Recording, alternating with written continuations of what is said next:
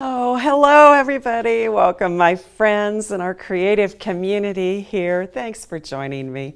Our demo today is going to be creating a paper wreath, and not just any paper wreath. This is a chance to use your watercolor skills for a very special gift or a very special way to decorate your home. And even though it's got a real holiday vibe to it, what we're going to be making for our wreath is something that could actually span throughout the winter season, could actually work well before the holiday season actually begins. It's something that's not just really tied into one brief season, so makes it a little bit more flexible that way. Okay, so the first thing we're going to do is we're going to create a sheet of watercolor here. And I am going to be using a Blick Studio by Fabriano watercolor paper. This comes in a great package of sheets, and it comes in either a hot press or a cold press. It's a 140-pound paper, so it is more on the heavy side. And if you're not familiar with watercolor paper, it's a cardstock type. Cold press surface just basically means when the paper's made, it's allowed to dry with a little bit of a texture over the top of it. So the paper pulp just kind of forms a really nice texture, but if you don't like a texture, there's also a hot press surface, and you can just imagine hot press meaning that it's been flattened out and it's super smooth. Now get out your watercolors. Any watercolors that you have can be used. I'm going to feature a special set today. These are the Fine Tech pearlescent watercolors. This set right here of 6 colors comes in a pan like this. Fine Tech is made with mica flakes, so it has, as you can see, an amazing, let me just pull one out here, an amazing metallic and opulent surface to it. It is actually a little bit on the opaque side, so if you use that over a color or even a black paper, it's just stunning. And they come in a variety of colors, and even though it's in a pan set, it's magnetized on the back side, so it's easy to take the pans out to buy replacements and snap them back in, or to work it into another set. But any watercolors that you have and want to work with, that's fine, that's great. They don't even have to be a metallic. The other thing I'm going to be using today is a water brush. And if you haven't used a water brush before, they are a brush with a nice nylon tip to it. And inside there is a barrel that you can just take over to the sink, take apart, and fill up with water. These are the Derwent brushes that I'm going to be using today. The Derwent comes in a couple of different, you just saw a round, and here's a flat tip to it. And the reason I kind of like them is because there is a button here on the barrel. And when we push the button, it allows us to control the water flow a little bit. Okay, I'm just going to get out some of my paint here and just demo to you how I can squeeze the barrel, and the water is going to flow out of the brush. And if I don't press down, since I've got enough water on there now, then just bring that out and start on my paper here.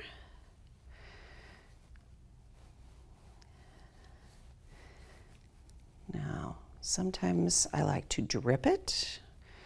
So this is really handy with a water brush because I don't have to keep going back and forth to my water jar. I just fill the pan up with a little water, and I can create random drips. I can go back and forth in each direction. I kind of like to make some areas a little darker, some areas a little lighter, like so. And when it starts to dry off, I'll just add a little bit more water by squeezing my water brush. Go all the way out to the edges. I do like to leave a little bit of a brush stroke in there. If I really wanted a flat surface, I would just go get a piece of metallic cardstock and use it instead. But this is a way to feature watercolor, and so I like to have a variety of textures. Okay, now that I've got that painted, even though there's water still in here, I'm going to clean off my bristles, and this gives me a chance to show off my new gift here. This is a wonderful gift for an artist. This is the Paint Puck water jar. As you can see, it's got, first of all, a layer on the bottom here that catches things when they fall off like that, that catches any drips. But this is what's really cool, is the outer rim, and this is removable, but it has room for us to place brushes in the proper position. When you're taking care of your good brushes, a lot of times we will leave them in a jar, even if there's no water in it. The last thing you want to do is put it bristle down. That's going to be damaging. It's going to bend your bristles out of shape. We've all done it. We all know what happens. And alternatively, we might lean it on something like so and allow it to dry. Now the water is going to flow back in, especially if it's going downhill, and that's going to get into your ferrule, go down your handle. Probably not the worst thing to do, but you can see where after a while, you know, that is going to go back down and add a little damage. I would recommend laying your brushes flat when they're drying, but the best way to take care of your brushes is to hold them vertically like so that the bristles come down. It's going to catch anything that drips off of it in here. The water will flow out of the wood handle, out of the ferrule, down into this, and that's really going to take the best care of your brushes that there is. I also love the fact that down here at the bottom, I'll just move that in a little bit to make sure you can see all the way down to the bottom here. There's a series of nubs under here. That's the paint puck. Now you can buy these in individual paint pucks that you can put into your own water jar too as well, but this one comes with the water jar. And what this does is it works any of the excess paint out from the bristles of your brushes, and it keeps them clean, and it does it gently so you don't have to work it, and it also cleans up very easily itself. It doesn't hold the paint onto it. Okay, I'm going to just move this watercolor aside because I may have, yes, I already got some on me. Oh folks, how many of you have watched me demo and watched me get paint on myself? It happens, seriously, just about every single time I get out paint. Luckily, I'm using watercolor today, and my apron is a little bit on it's coated a little bit, so it's meant to repel water just a little bit. So I got lucky today. Let me bring over some that are dry. So if we're going to make a wreath like this, you kind of want to have three colors. I have chosen to do kind of a darker gold, which has a little bit of a rosy tone to it, and you can see those fine tech watercolors once they're dry. You can see the texture of the paper now really well, and you can see the sparkle of the gold when I hold it up to the camera and move it around like that. I've got a lighter gold here as well, and then for the center part, I'm going to use more of an iridescent or pearlescent. This is something different than the fine tech. This is Mod Podge, and the spark is specifically the sparkle version of Mod Podge. Mod Podge has glitter versions, yes, but the sparkle version is iridescent, so it's subtle until you get it right into the right light spot, and then you see the colors just explode on it. I like that. I like the subtleness because it's not going to really take away from the metallics that I'm going to be using. So let's just say that this is a little too subtle and you want to have a little bit more color involved in there. And of course, you can go ahead and do a a mixture of colors that you like with your watercolors. You could do a solid color if you would like. This little example that I've got up here, of course, I got out my liquid watercolors, and they were nice and intense blue color. Put a little salt over it just to add a little bit more texture. Whatever you like to do for watercolors. And if you look at this, it just looks like a mess when it's in a sheet like that. So I went ahead and cut out a couple of petals from it just to kind of show you that the messes can make a really beautiful flower. So let's just say I were to cut out the leaves and start arranging them, and it will be a gorgeous wreath. Even though it looks like a mess on the paper, it'll make a gorgeous wreath. All right, so we've discussed that. Let's talk about the surface that we're going to put it on. All right, these are chipboard wreaths. This is a 12-inch diameter wreath. Comes in a package of 2, so you've got an extra one just in case you want to make a second one. And you can also pick a 4-inch wreath as well. This one, I think it's 6-inch. I said 4, but 6-inch wreath. And this comes in a package of 4. And let's cut out the leaves. Now, this is not a terribly time-consuming project, but the time-consuming part is cutting out the leaves. And if you have a cutting machine, which I know a lot of you do have a cutting machine, wonderful. That's going to make it go really, really fast, and you can cut that out. But we did provide you with a template on our site, and even though this is more than you possibly would need, if you don't have a cutting machine, you can just go ahead and trace this onto the back side of your paper and cut each leaf out. I know, you're thinking, oh, that's a lot of cutting. Well, hang in there.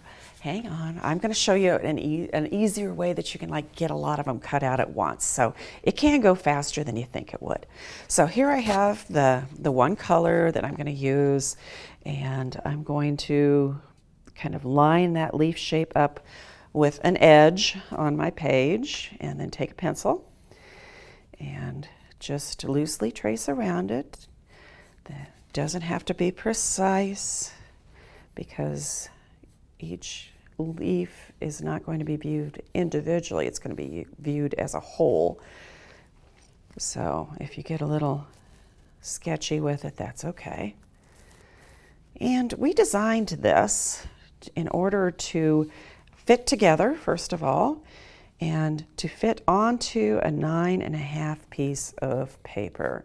You're going to run it out, of course, on your own, the template on your own printer, and it will end up being, just on an 8.5, so you don't need to have a special printer paper. But you can see that the way that it's designed, they fit but right next to each other, and you can trace them and fill the whole sheet perfectly. Now let me just show you when you get up to this part right here. There's going to be just a little bit of a gap in between, but just line it up on each edge and keep tracing. It's going pretty fast, but I don't think you want to watch me trace anymore. That's enough. So let me set that aside, and I'm going to bring out one that I actually have already filled the entire sheet. Okay, now let me show you, instead of trying to cut out each individual leaf, which of course would be very, very time consuming, you can actually take your scissors and start following the lines. And yeah, you bet. Let me get that a little under the camera so you can see that a little better. There we go. Look how I am cutting a row, kind of a wavy row, but I'm cutting a row at a time. That is going to make it go so much faster. You know what, let me move my water back just a bit there.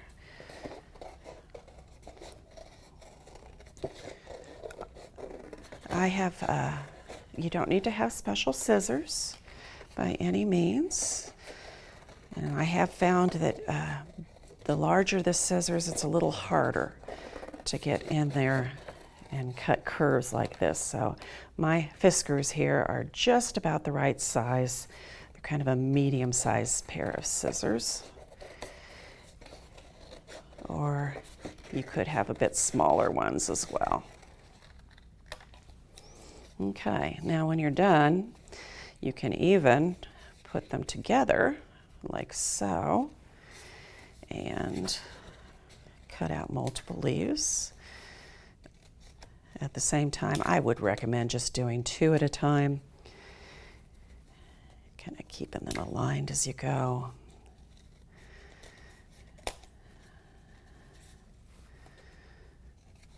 And you can see it's faster than you think it would be.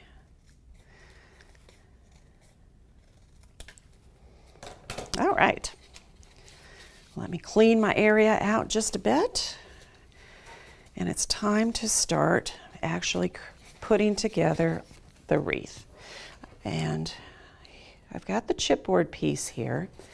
And you could, if you wanted to, just kind of start randomly putting them on there and give you more of a free-form, natural shaped wreath. But I'm going to show you how to do something like this today where they're all nicely arranged and nicely aligned. And to do that, I think it's best to have a line to follow. Now you could get out your compass and make a line around the wreath, or you could trace maybe a plate or something like that to get a perfect circle around here. Let me show you a real easy way.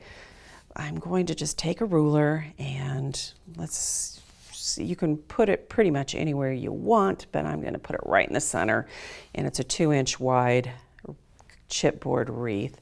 So I'm just moving it around here and making a 1-inch mark as I go around the wreath. Like so. Maybe every 2 or 3 inches, making a 1-inch hash mark. So now, if I put my hand right here in the center, I can kind of almost become a little compass, a natural compass with my hand moving around. But keep it firmly planted, then take your pencil and just kind of move your hand back and forth. I'm moving the wrist more than I am the fingers. Then I'm going to turn it.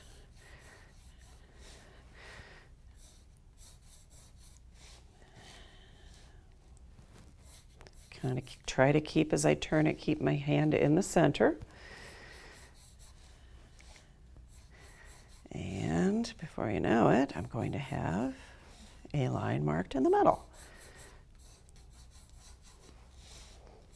There we go. Easy peasy. All right, so now we're going to glue each individual leaf on there. Okay, I'm going to start with the darker kind of rose gold color in the background first. That's going to go on the outside here. On the leaf shape, if I want to get a little dimension to it, which I love, I'm just going to pinch the end like so. Just one end. So that's going to give me more of a leaf shape. This is going to be nice and flat still, so I'll have a good glue attachment area. And we're going to have it so it's facing out. All right, now the template that we gave you, it's not exactly flat, but the smaller point down here is a little on the flat side. So if I align that along the line that I just made, I'm going to get pretty much the same angle with each leaf. I could get out the glue gun, I could use that. If you have like one of these Craft Bond or high-tack glue sticks, that's really handy because, you know, it's fast and you can just attach it like so. Or you could use some tacky glue, some white glue, whatever glue you're comfortable with. And then each leaf, as I pick it up, I will just pinch the end. And now with the next one, I'm going to align it along the line, just to see if you line up that edge and then get it right close to that leaf. Then our distance is going to be pretty precise that way, and the angle's going to be easy to follow, easy to keep consistent. Make sure that as you put them down, you turn the leaf, or you turn the wreath, because your eye is going to see a little bit more distance between them if you're looking at it from a different angle. So kind of keep your angle the same, your eye angle, so that you can view the distance between them as being about the same. If it's off a little, no big deal. Okay, let me just do one more here.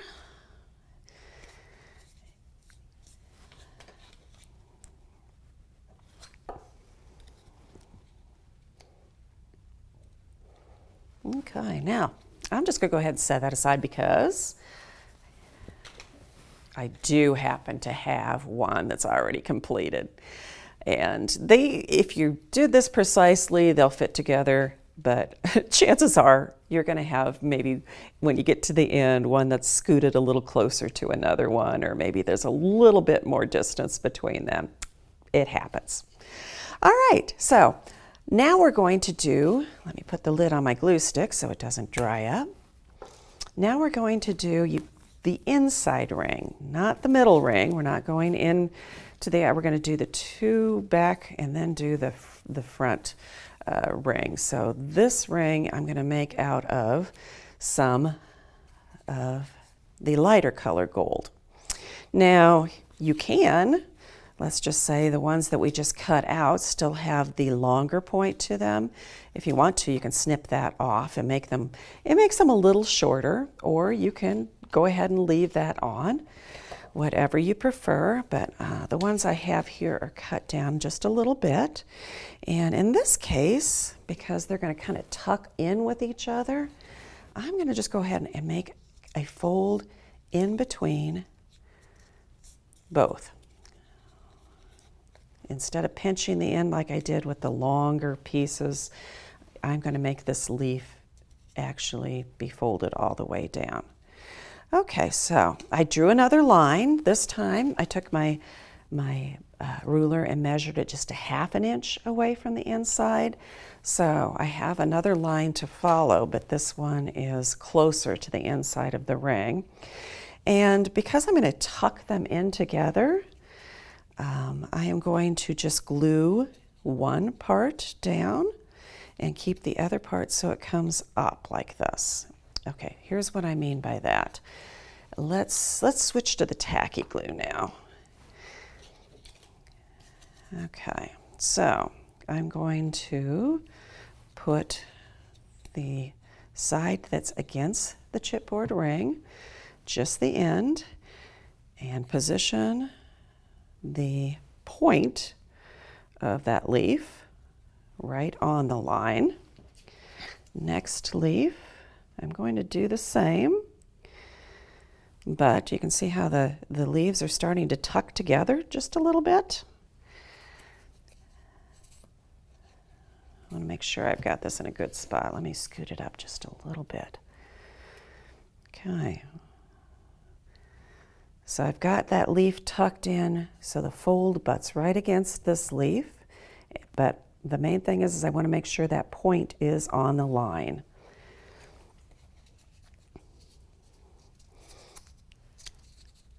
And just to be clear, just about any kind of angle or position you want is going to work. The idea, though, is just to kind of be consistent. And the reason I kind of like to use the tacky glue at this point is because it's kind of easy to change your mind before it dries. You can pick it up and say, I don't know that I want to have that angle. If I wanted to, I could pick it up and make corrections.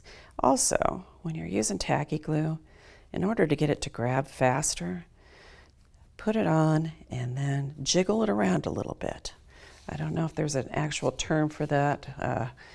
I've always used the word scoosh, and I don't think that's actually a word, but we'll say it is. So I'm applying a little bit of glue here on the back, lining it up, and then while the glue is still wet, if I scoosh it around like this, then it'll grab a little bit faster, and it also just kind of spreads it out and makes it smoother in that area too. All right, I've probably done enough of that inner ring too. Let me put that aside, and yes, I do have one that's finished. So what I was trying to say there about the angle being different, let's just compare that a little bit, okay? Let's go back and forth. So here I'm kind of lining it up in a nice little row here where they tuck in with each other, getting more of an effect like this is going to be when I get it finished up all the way here. Here I did it a little bit differently. In this one, I angled the leaves so that they came in a little bit more towards the middle. See what I mean? And that's going to give me more of a starburst effect when I'm finished with the wreath. A little bit different view, but still very much the same process. So we've got the outer edge, we've got the inner edge, and now we're going to get the middle part. I've cut the leaves out of the Sparkle Mod Podge piece. This time I'm going to go back to just the end part being pinched, and one of the reasons that's going to work out for me a little bit better is because we've got some dimension going on. So this leaf is going to actually have to tuck under other leaves and get up over the top of them. So the glue stick probably isn't going to get enough glue on there for me, even though it's a little faster to use. Okay. I'm just going in between the pieces, between each one. My funny thing here is I had mentioned that when you finish the outside of the relief, the last one you might have to squeeze in a little bit tighter, a little bit looser. I started right on that same spot. Let me move. Because the spacing now is even, a little bit more glue. The spacing is even now between these leaves, and there it's not. Does that make sense to you? Why I backed that up? There we go. I want to get a good rhythm going where everything's spaced a little bit even. And then when I get back to this spot at the end, then I'll be able to adjust that angle the way I want it. But it just wasn't going to be a good start if I did it that way. I kind of like it when I do things like that, because if I can show you what to do when things go wrong, then you know what to do too. And you know it's not a big deal. I'm kind of arranging these so that the tips line up with the tips. That gives me the angle that I want. And you can see as I go around, I'm covering. Let me move that up just a little bit more as I'm going around here. I'm covering any of that cardboard that's peeking through. So it's going to look nice and full. This goes by pretty fast. I mean, seriously, the longest part is cutting out the leaves.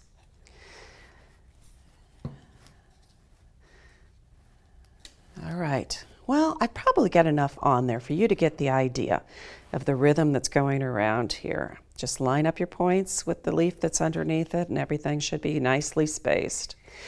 And then we'll set it aside to dry. When it's time to hang it, you can just grab a piece of ribbon, tie it around, and it's ready to go. Now, let me just show you some options. First of all, if you wanted to use a smaller ring, you can, especially if you were going to be doing this with kids, because what I've shown you is a little bit on the complicated side, I think, for being able to do it with younger ages.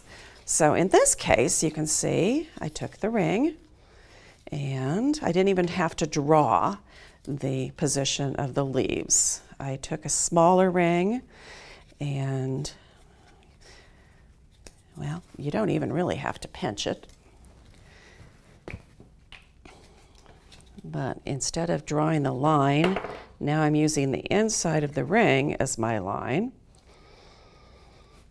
You could put the glue on the ring itself too, I suppose.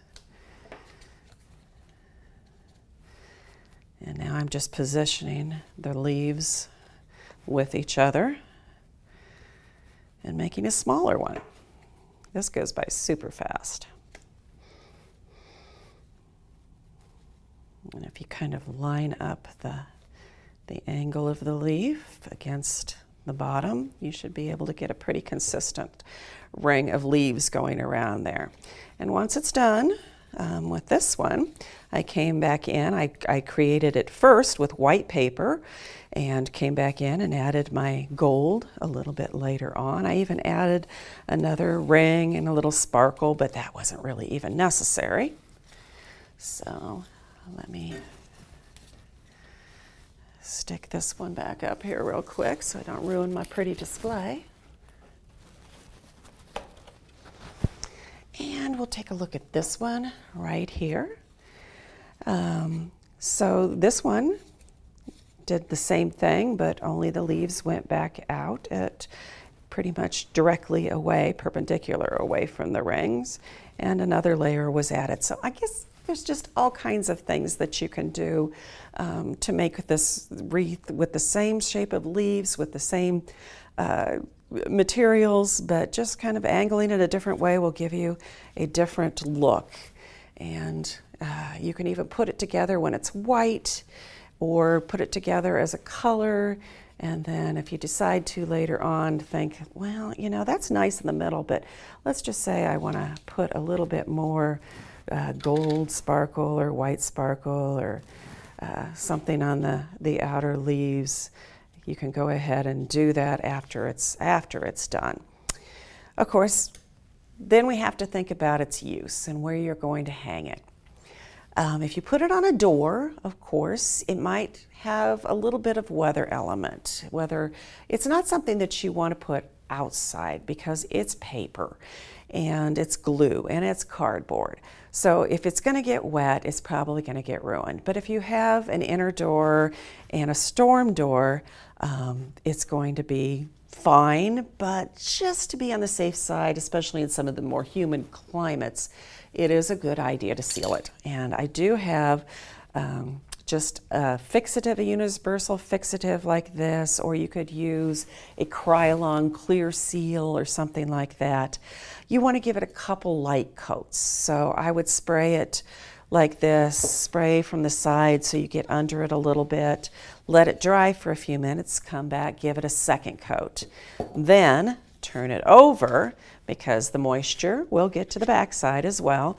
Turn it over and seal it again, sides, and seal it on the back side. That will protect it and it'll last a long time. But these also just make great ornaments and they could be hung as a grouping, any place on the inside as well. They'll look beautiful. I would love to see how you guys, what you come up with this wreath, and I hope that you enjoy making one yourself. I hope that you were able to follow along with my instructions to see how easily it comes together and just how beautiful the results are. So enjoy it, enjoy your season, and enjoy all of the creative crafting that you're going to be doing. Thank you so much for joining me.